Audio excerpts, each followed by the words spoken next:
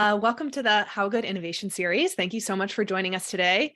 As a way of introducing one another, if our audience members would like to put their name and where they're based, you can put your role or your company into the chat. We can get to know each other a little bit that way, even though we won't have time to introduce ourselves. My name is Leah Wolf. I'm currently in Brooklyn, New York, and I'm the head of regenerative education and content here at How Good. I'm so excited to be speaking to our panelists today. We'll be joined by Kendrick Repko and Justin LaCroix from Ahold Delhaize USA, the Director of Sustainable Operations and Brand Lead and Director of Sustainable Products, respectively. And we'll be talking about how different departments within the same organization can collaborate toward progress in emissions reductions without having to be experts in policy. And I'd like to draw your attention to next Thursday, December 8th. We'll be talking about preventing greenwashing to build consumer loyalty and avoid risk. We'll be joined by two companies who are known for their transparency. Darcy Schreiber-Knowles will be representing Dr. Bronner's, and Heather Terry will be representing the chocolate company Good Sam, and she is the founder and CEO there. So I hope to see you at this next session. It is our last session of the year. My colleague Kate is going to put the registration link into the chat. And even if you can't make it live, it's worth registering so that you can watch the recording afterward. And finally, our agenda for today. We'll finish up our short introduction. We'll have a 40 to 45-minute conversation with our panelists. And as we continue with our discussion today, I'd like to invite the audience to put any questions that you might have for our speakers into the chat, and I'll do my best to get to them and relay them to our panel. So without further ado, I'm going to hand it over to our esteemed guests. If each of you could tell me a little bit about yourself, about your role, and maybe how you ended up working in sustainability in the first place. Kendrick, if you want to get started.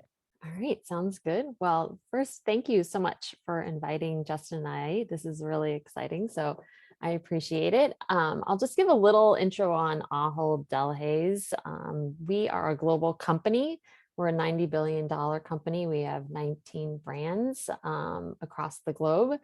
And Justin and I represent the US region of our company. And so we support the 5 brands, 6 really. So we have Hannaford, Stop and Shop, Giant Food, the Giant Company, Food Lion, and Fresh Direct. So we support all of the brands. My role specifically is around product sustainability. So anything related to the environmental aspects or the social aspects of the product falls under me and my team.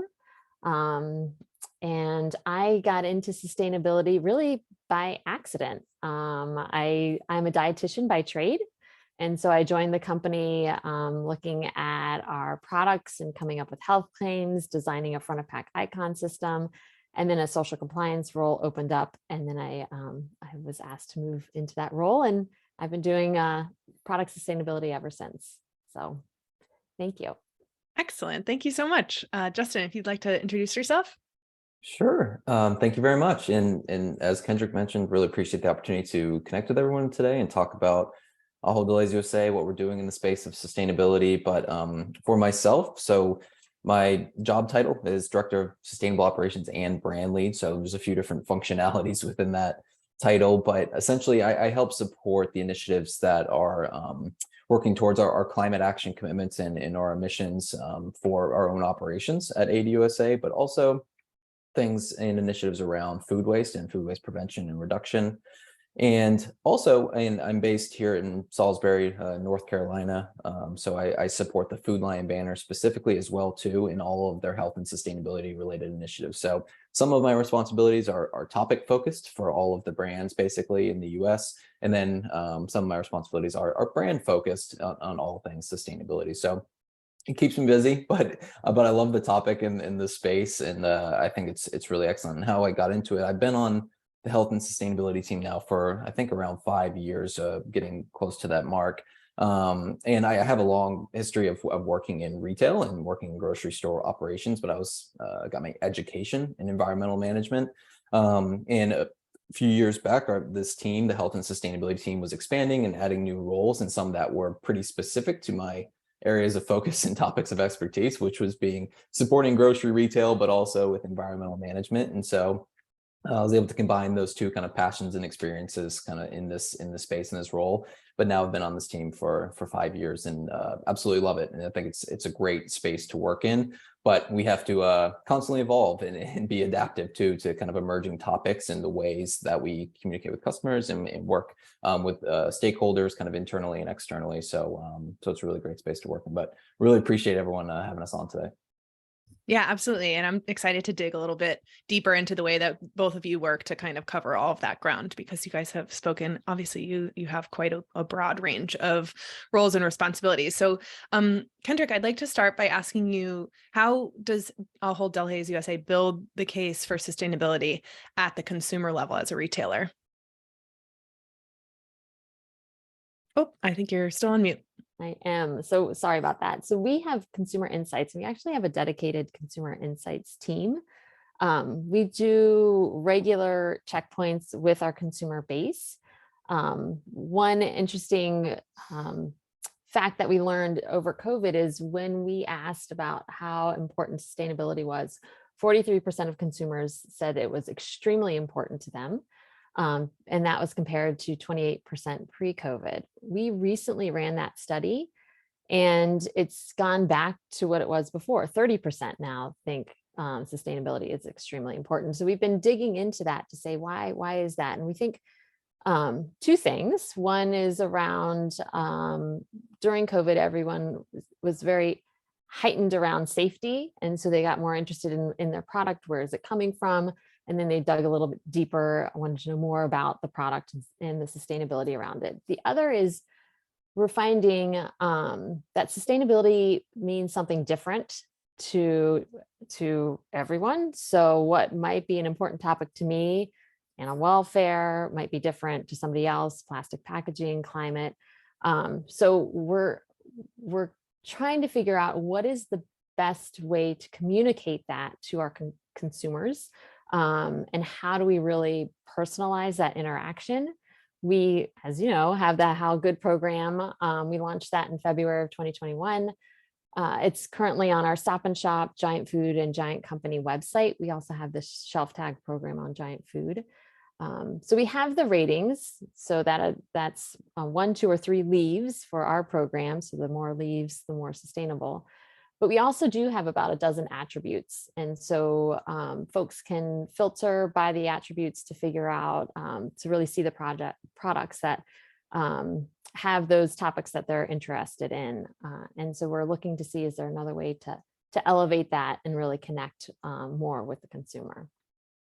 Yeah, absolutely. And when you were talking about during the pandemic, how that sort of changed consumer behavior. I know personally, I was going out to eat much less. And so I had a lot more time on my hands. And when I was, grocery shopping, I was really paying a lot more attention to how those ingredients were raised. And so it's really interesting to see how all that is playing out now.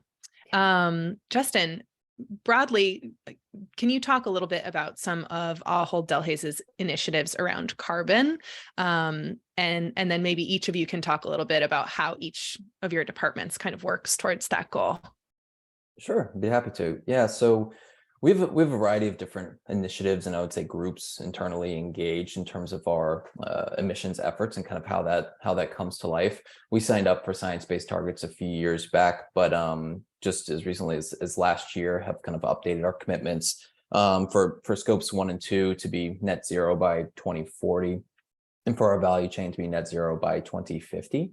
So within that, we really kind of have to break down our emissions categories. Where are they coming from in our stores or from our trucks, and what we can do to abate those emissions.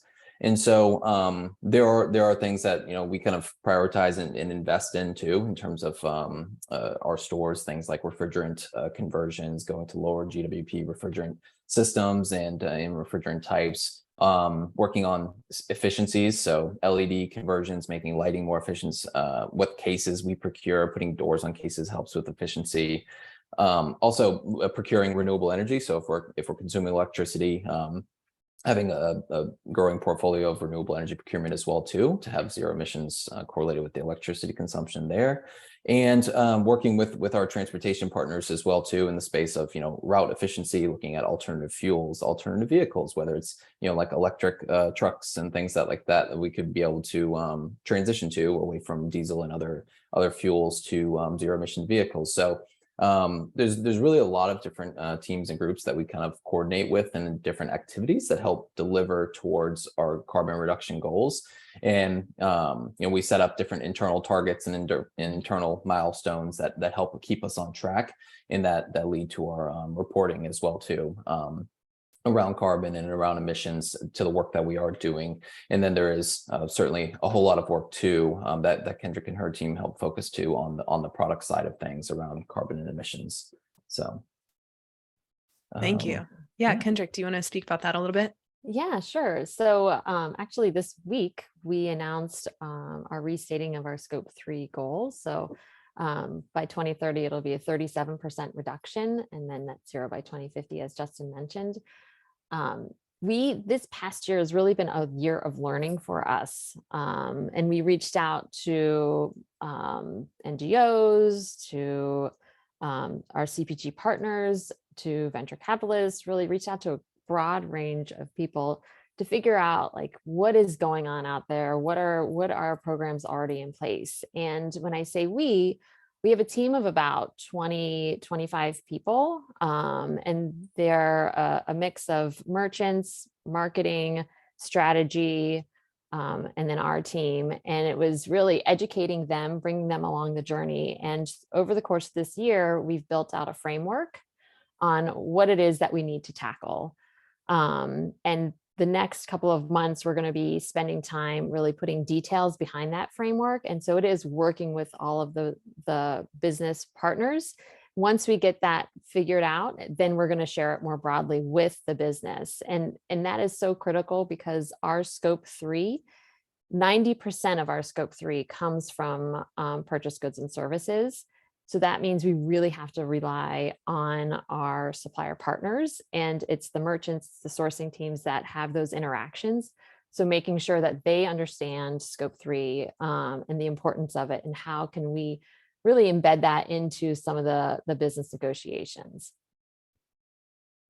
That's great. Yeah. And I think, we've been speaking with retailers in our past innovation series as well.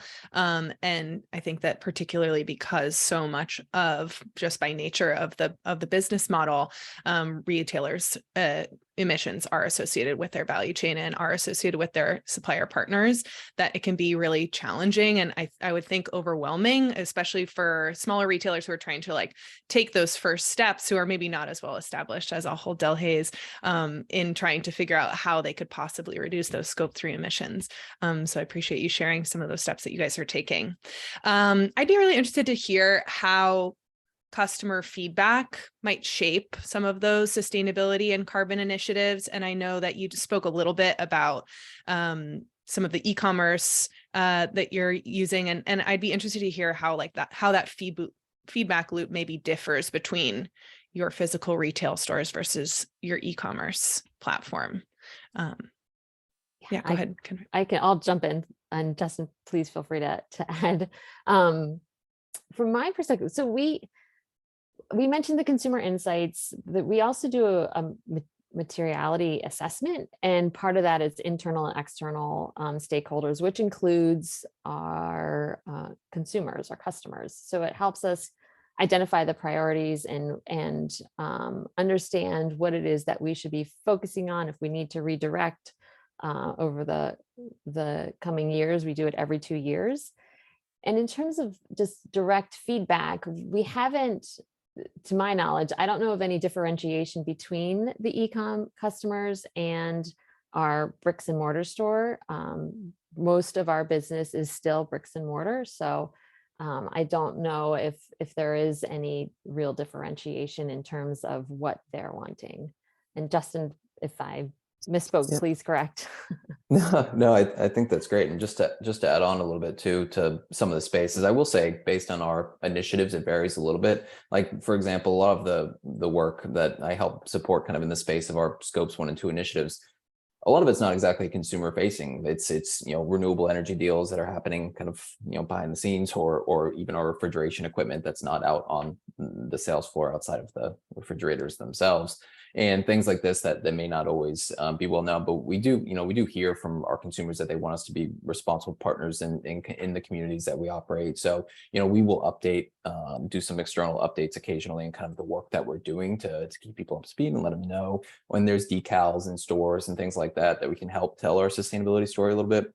But e-commerce, to Kendrick's point, the varying kind of consumers that we have in there, telling that story, or kind of what we're doing in the space of health and sustainability could look a little different. There's different tools that we have online, and there's kind of different ways that we can provide information online and through e-commerce and through like an omni-channel shopping experience that would kind of provide different capabilities. But it's just a quickly developing space in terms for us, and we know the work that needs to be done, but translating that to the consumer and getting a lot of that kind of consumer engagement involvement and meeting them where they're at too, and providing the right information is something that certainly is kind of a bit of an iterative journey on kind of where we're at in that process. But e-commerce just provides an interesting kind of platform for different tools and ways that we can tell stories versus brick and mortar in-store retail, where traditional things like having information on tags or on the products themselves are some of the kind of common methods that we would use there.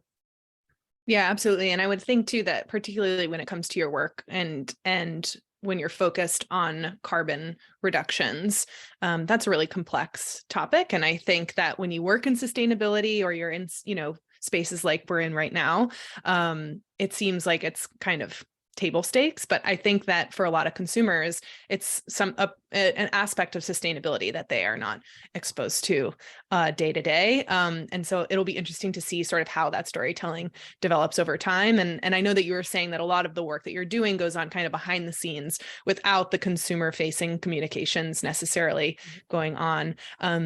Is there anything that each of you might want to share out that's an initiative that you're most proud of, that you've worked on or collaborated on, and that could be something that is communicated to consumers, or that is going on more behind the scenes? Kendrick, if you wanna kick it off.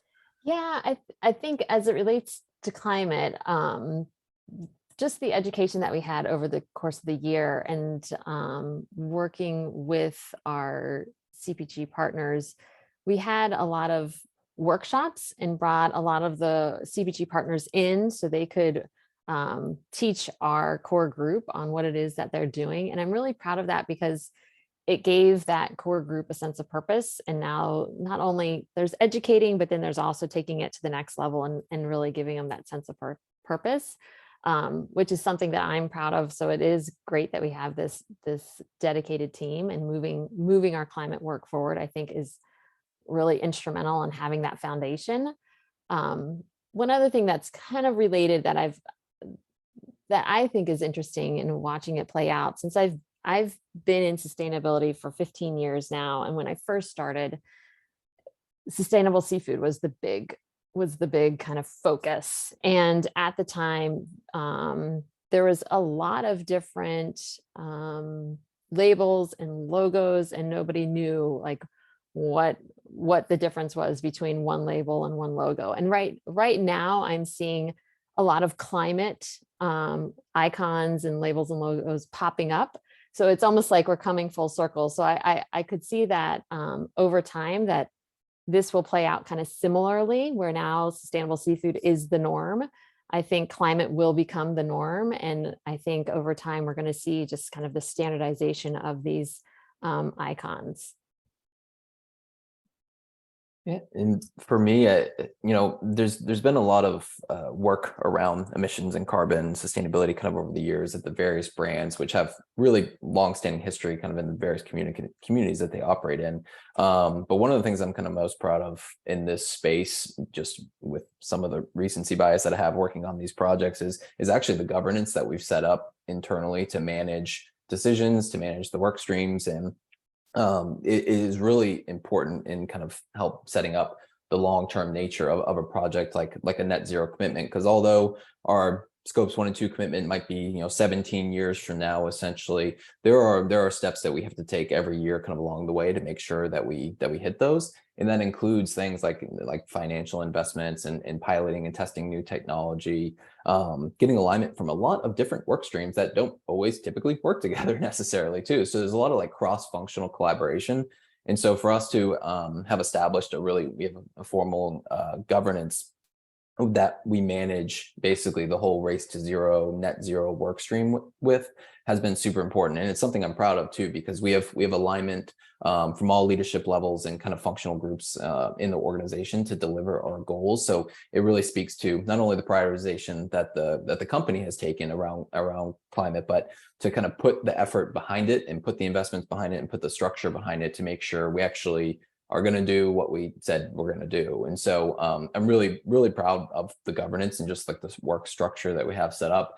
And we've been able to test a variety of different scenarios and situations kind of through these work streams and through these meetings, steer codes, and different groups of when stuff comes up, when maybe it goes to plan or it doesn't go to plan, how we can resolve that and still stay on track to continue to deliver on our climate goals. So the governance for me is the one thing I would call out.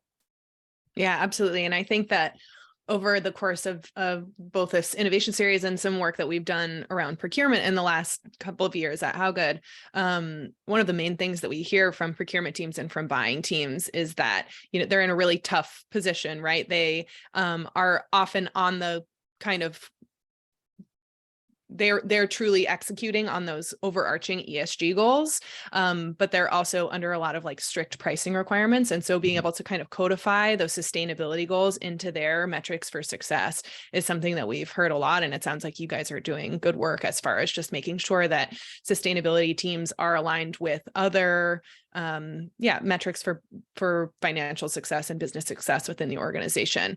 So that's really cool to hear.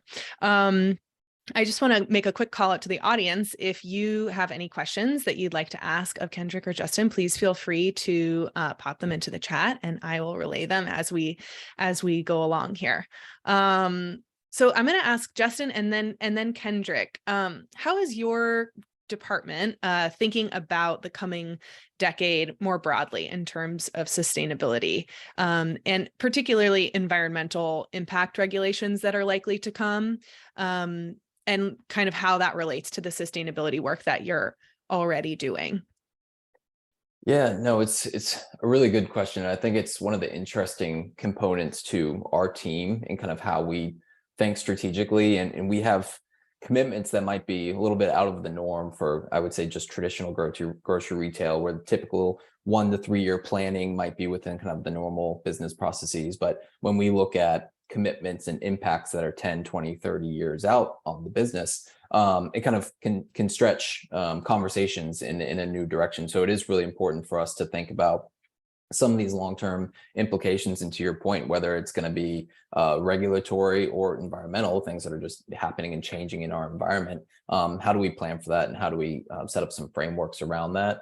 We have a few different things. So the emissions conversation, which we focused a fair amount of the discussion on today, is a good example, because we do have long-term commitments in this space too. But we also partner through works such as TCFD, the Climate Financial Disclosure Risk Assessment, which really kind of helps bring the business up to speed on what are the risks with climate change and sort of some of the environmental impacts that might be happening long term, and how does that change maybe some of our current processes and things that we need to think about more long term. But also we try to set goals and set targets and set work streams up that help keep us ahead too of not only the regulations, but something that we can control in the space of what our environmental impact is. So, setting up our frameworks around sustainable products, around our kind of environmental impacts, whether it's food waste or whether it's carbon emissions or what it is.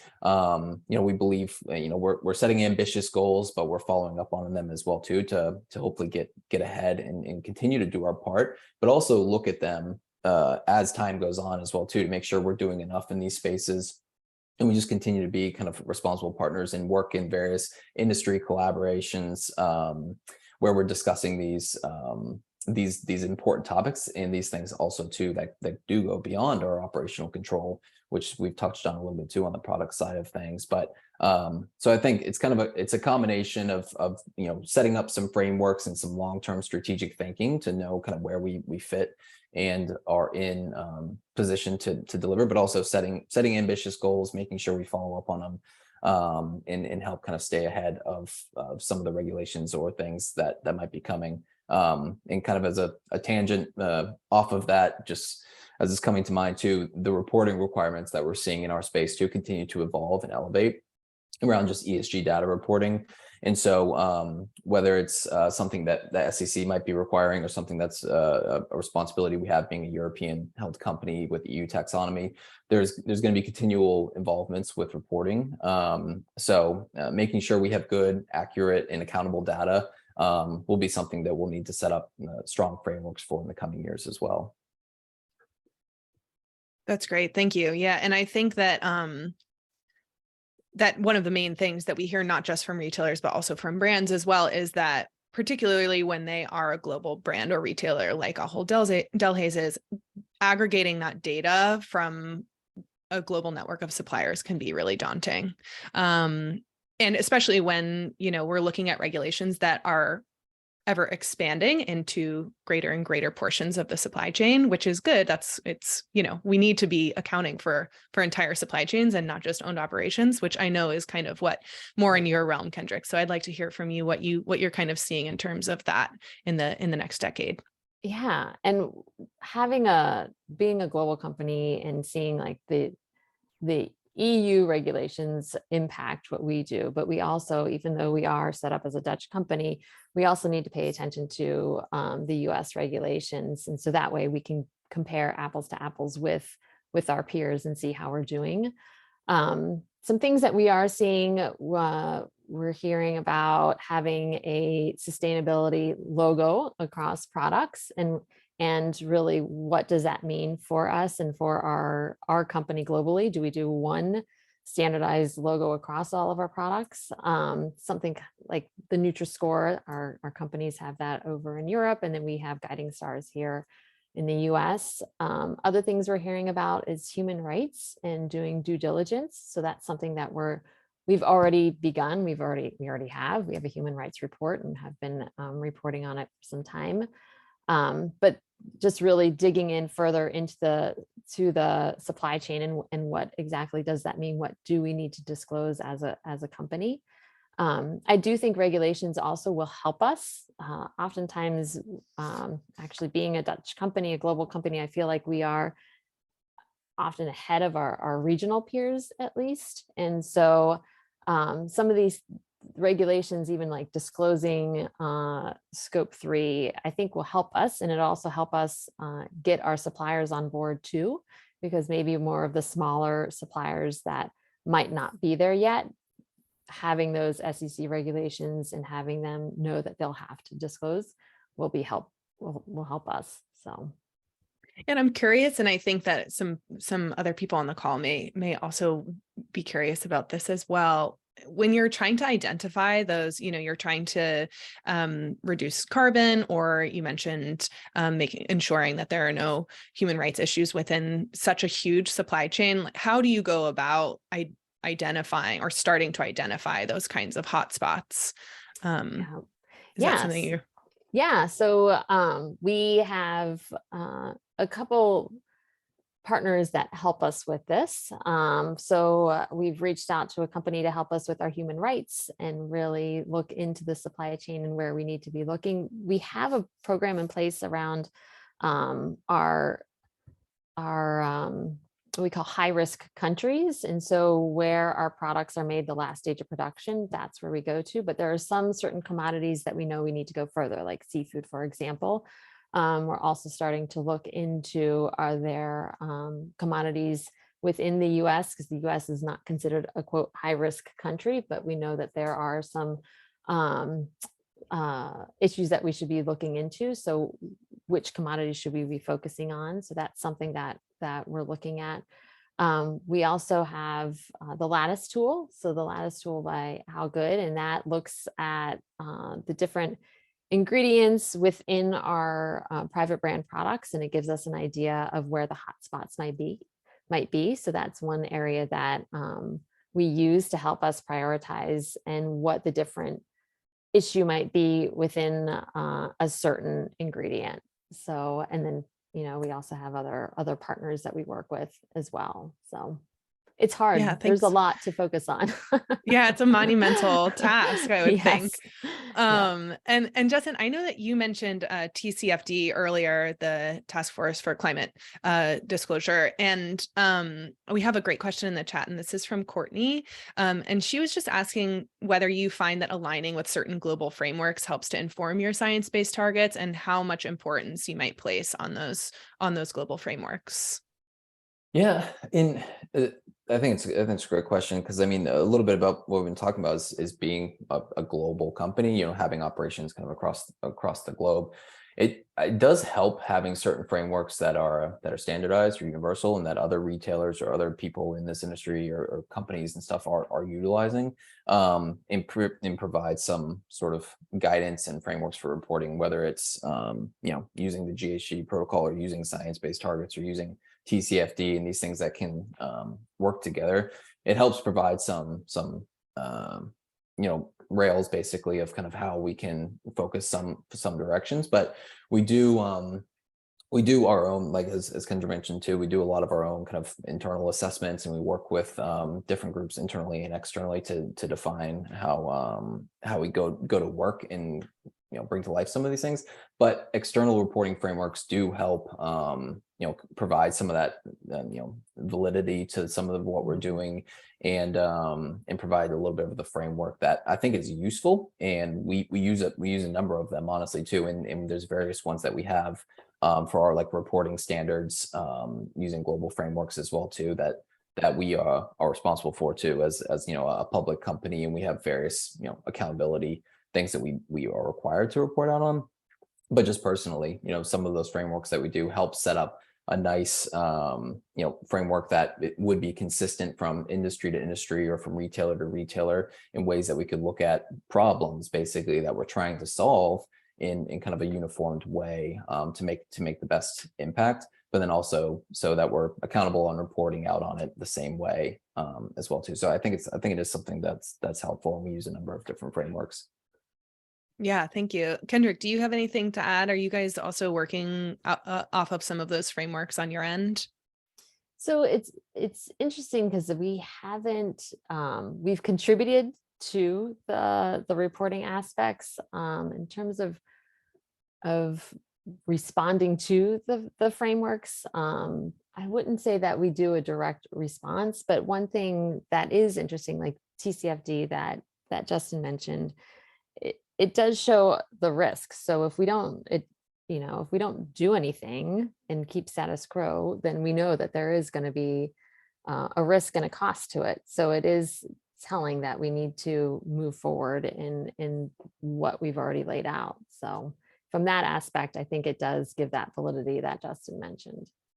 Yeah, absolutely. And in terms of what you have already laid out, I know we kind of touched on this earlier, as far as communication strategies for carbon initiatives, and how that can be like a really tough thing to communicate to the average consumer, for sure.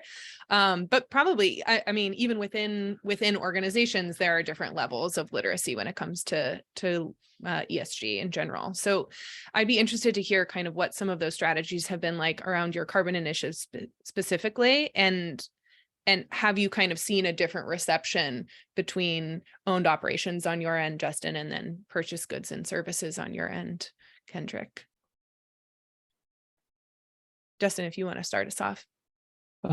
Yeah, sure. Yeah, it's certainly I know we've recognized it a little bit, but it can be challenging to communicate some of these initiatives and things that we're doing to the consumer. And we do work closely with our marketing and communications teams on kind of what we're doing and how to update folks, because we have a lot of good stuff we feel like that we're working on, sort of, we say, behind the scenes, but it's really kind of like corporate level strategy and initiatives that we're pushing forward, and even things like some of our carbon disclosures and things that we're working on. doesn't always resonate, and it might be a good environment for an annual report. It might be a good environment for investors and various kind of corporate stakeholders. But customers want to know, what is the impact of the products that we're consuming, that we're seeing on our shelves in our neighborhood and local grocery store, that we're ordering online. And so I think there's still a lot of work to be done kind of in this space, and how we connect those things and really bridge the gap on the connectivity of all of the things that we're working on, because it's quite a web of topics. Just emissions and carbon certainly is one of them, but it is closely related to the work that we're doing in food waste, and it's closely related to what we're doing on product transparency, and kind of just the information we're able to provide on products in store. So it's one of the things that we recognize as a team, that telling the health and sustainability story and how that shows up for the great local brands and the customers that we serve is a priority. It's something that we recognize we need to do better at, and it has been challenging. And outside of some of the traditional things I mentioned earlier, we have like decals on like a refrigerated door case. It's like, all right, this is helping conserve energy, like things like that help. And it's like, those are like little things while you're shopping through a store that you might see and can kind of help bring to life those things that we're doing in the back and how it relates in store. But there's so much more to this space, and I think that we as a retailer can help clear up some of those components too, on how complicated that web of sustainability can be, and it can mean different things for different people. But providing the right information, being as transparent as we can about what we're doing, where there's opportunities and where there isn't, are some of the kind of just important things. And whether it's our own operations or not, that I think is kind of on our roadmap. And just to piggyback on what Justin said, what we're seeing through our consumer insights is that we need to make it relevant to the customer. So if we put doors on cases, why are we putting doors on cases? To save energy. Why are we doing that? To help lower your bill. And if we can do that message succinctly and really make it close to home for the consumer, that resonates with them. Because if it's too far out there, then it's something that they can't grasp. So we're trying to figure out, what is the right messaging? What is the right language? How can we make it personal or bring it closer to home for the consumer? And that's one thing that we look at. And then internally, from a product perspective, I mentioned the workshops that we did over this past year, and we had several of them. But before the workshops, where we rolled up our sleeves, what we did is we had an education, like a 2-hour education session specific to scope 3, and really explaining what scope 3 is, explaining why beef is a high emitter, explaining why we have to pay attention to how our farming practices are, and that regenerative agriculture is so beneficial. What is regenerative agriculture? Talking about deforestation and making sure you're sourcing from areas that have not been deforested. So we had that kind of education session as a standalone with the group. And then when we went into the workshop, we didn't have to, start from square one. They already knew what scope 3 was. And then we could kind of pivot and start working on building that framework. Yeah. So it sounds like so much of the work that you're doing, both internally and externally, is either contextualizing or recontextualizing ingredients and products within this global food system, and kind of what that means as far as sustainability. And Ahold Delhaize is larger goals moving forward. So I think that one thing that's obviously on a lot of people's minds right now is that we're kind of facing a time of economic uncertainty. And that's often a time when sustainability departments start to see like the first, are in the first wave of sort of budget cuts. So what would you say to an organization that's considering putting carbon reduction and climate change mitigation on the back burner? Kendrick, do you want to take this one? Sure. I guess to me, inaction is a cost. So I think I don't think it would be a wise move not to continue forward with sustainability initiatives, carbon initiatives, because in the end, you're going to be paying for it. So it's better to be upfront, figure out the solution, work collaboratively, put together a plan. And if you don't have the budget right away, at least put together the groundwork, the plan of what it is that you need to do. Where can you make a difference? And yeah, I don't think, personally, I don't think that's an option. So yeah. Yeah, thanks. Justin, do you have something to add? Yeah, well, just to reiterate that point too. I mean, there is a cost, I guess, to not doing something as well. But one of the key things I think an organization can do to make sure it stays prioritized is how ESG just fits into like the total corporate framework and how it's incentivized internally, honestly, too, and how those components can play a significant part in prioritization. We know some of the most important parts of our business will continue to be convenience and price and freshness and how we deliver on our customer proposition on a daily basis. Like that, those will continue to be those things.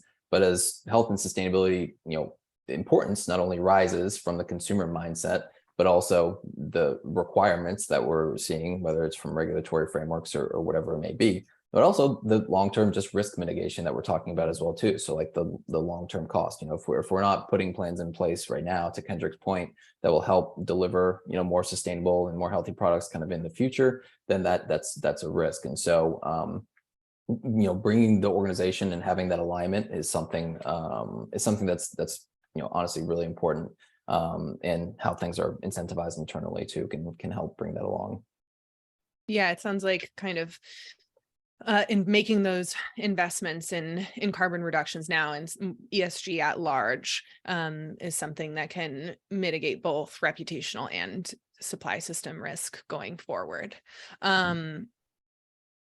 I'd like to talk a little bit about some of the kind of expected returns on investment are for the organization's carbon reduction work. And so kind of expected returns on the scope 3 side, and then maybe some realized returns on the scope 1 and 2 side. Kendrick, do you want to start out with scope 3 and then we can go to Justin for 1 and 2? Sure. Yeah. So our work is just getting started and we haven't really implemented any of our scope 3 tactics, but I think what we'll plan to see is really, one, we want to get more involved in collaborations with our suppliers. So working with them and looking at really regenerative agriculture, and can we work with a supplier and see how we can scale that up, and even just measurement and the types of tools and the innovation out there. Is there a way that we can participate and really learn from that and benefit from that? Because we know that we've seen it already with all the droughts. There's a strain. And so we want to make sure that we are moving that direction so we have more resiliency going forward, because like our bread and butter is crops. And so we need to, and farming. So we really need to make sure that we're investing in that and looking at that and changing agriculture over time.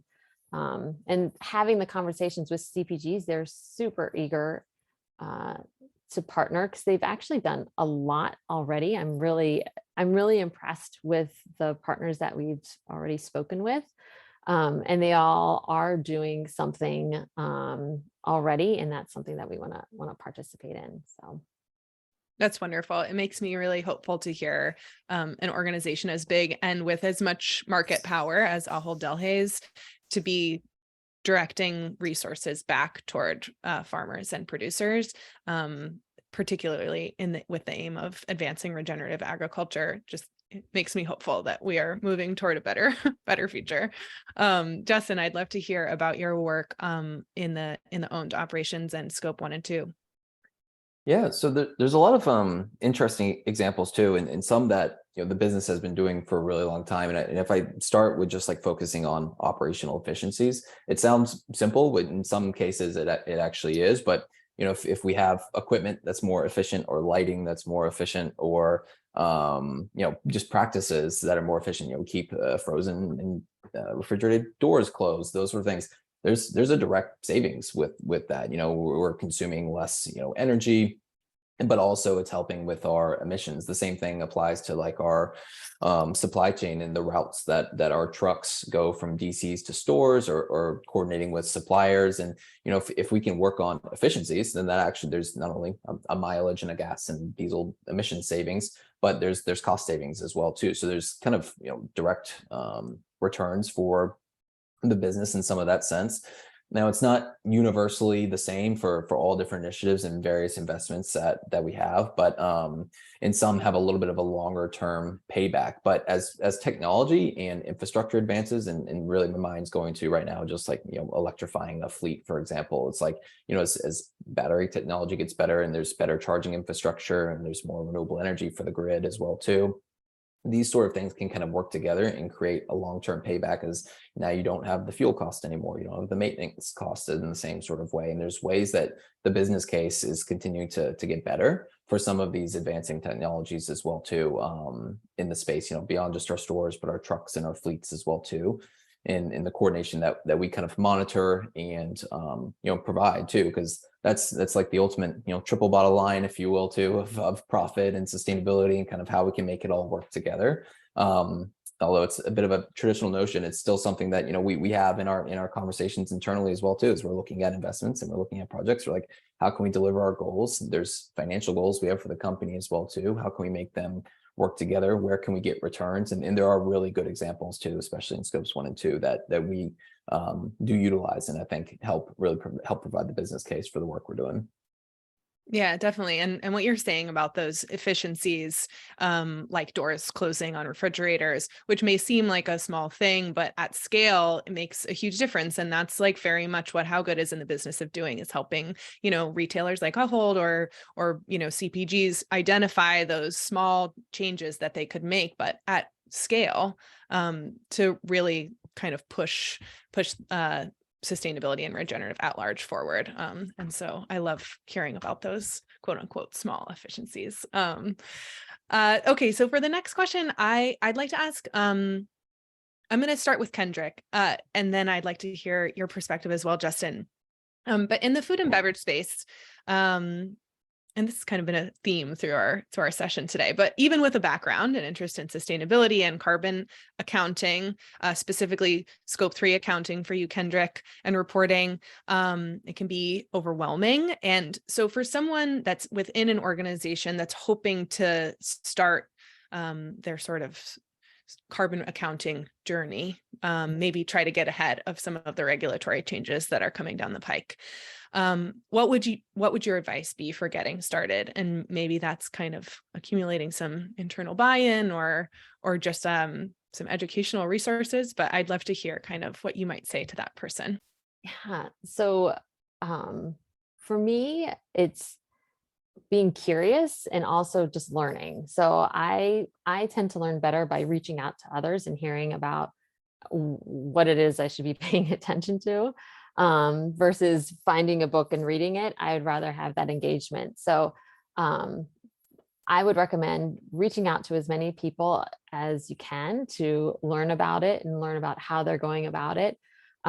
It's interesting because I've found that when you reach out to someone, they will be more than happy to tell you exactly like what they went through, so you don't have to go through the same struggles. And that's an open invitation. If anybody wants to reach out to me, please do, because it is overwhelming and it is a lot.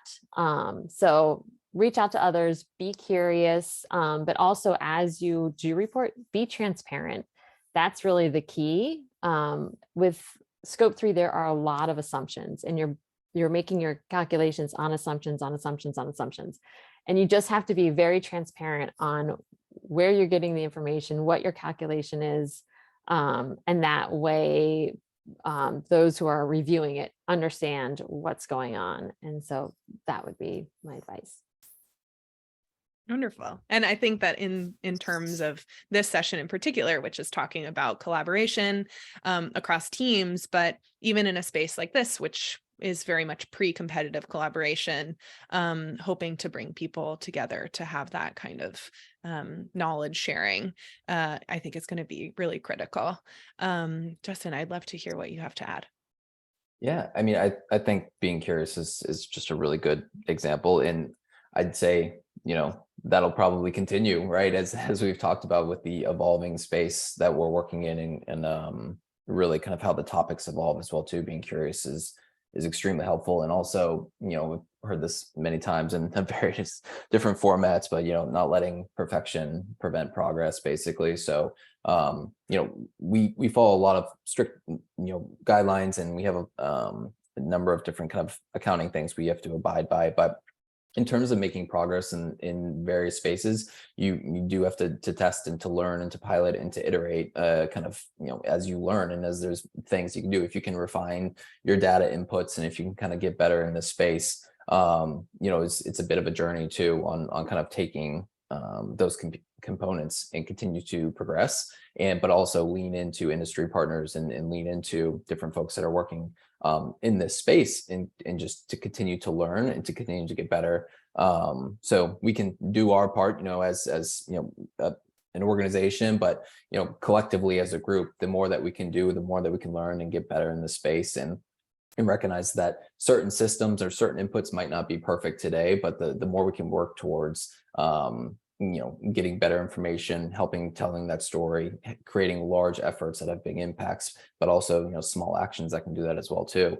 The more we talk about it, the more we engage on it, the more we can kind of perfect the progress even, and grow in that space. So I think just being curious, to Kendrick's point, is extremely important. But then also just in starting some action, getting an understanding of where you're at, what is the current footprint, what are the levers that help drive it, and start to learn, start to do some of those things, have the conversations, and collaborate with industry partners. It's really helpful. Excellent. Thank you so much. Okay, we have a great question in the chat from Richard, and I think it's going to be directed to Kendrick, but there's also a piece for Justin as well. And to sort of paraphrase, I think Richard is asking you to dig a little bit deeper into what you were talking about earlier, and Ahold's sort of deeper connections with your supplier partners, and kind of what that has looked like to date, and what you're hoping to do in the future as far as investing in those partnerships. Yeah, sure. So I can, General Mills, for example, they've been an amazing partner, and they're really, I think, leading in regen ag. And so we've connected with their team. We invited them to come to our workshop to talk about what types of actions they're taking, and also where we could potentially join and help support. And it's been really great to learn from them, because as a retailer, we're removed. We're removed from the farm, and they're one step closer. And so they're doing a lot of boots on the ground. We've had conversations with Cargill, with Tyson, Procter & Gamble. We've had so many conversations, and just learning about what their priorities are and where we have alignment. And surprisingly, there's a lot of alignment. And then really figuring out how can we promote it from a customer angle, but also how can we help the cause in the value chain. So those are some of the conversations. I don't know if I didn't get specific enough, but those are some examples. Thanks so much. I think we're just getting to the last few minutes of our session together. And so I just want to wrap up by asking each of you if you could wave a magic wand and remove an obstacle to carbon reduction and reporting, what would that obstacle be? Kendrick, if you want to start out. Sure. Justin, do you want to go? For me, it would be automation, and then also just more accuracy, because like I mentioned, there's a lot of assumptions, but that will happen over time. And we see technology happening. Right now there's you take a sample of soil to measure it to see how much carbon, but there's now satellite imagery, and there's other technologies coming out that I think will help refine the reporting, but I think that'll make our life easier when we get there. Okay, Justin, now wave your magic wand. Yeah. Well, Kendrick touched on it a little bit at the end there too, in terms of, just reporting and the information that we get. I lead with blue energy. If anyone doesn't know what that is, I'm just very analytical by nature, and I love data, and I love what that story can tell kind of in that space. So for me, I would hate for certain things to get in the way of action, of progress, of of making an impactful difference in this space. If we get hung up on the data, or like I talked about a moment ago, in terms of like perfection and progress and kind of what we can do in the space. So if I could wave the magic wand, if we had perfect carbon data and all of the accurate information, and the accountability was perfect, even whether it's scopes 1, 2, or 3, there's always things that can be challenging in the data capture space, and when it comes to carbon reporting. So that kind of accurate input, output, and kind of universal data that I think would benefit everyone really in this space is something that would be magical.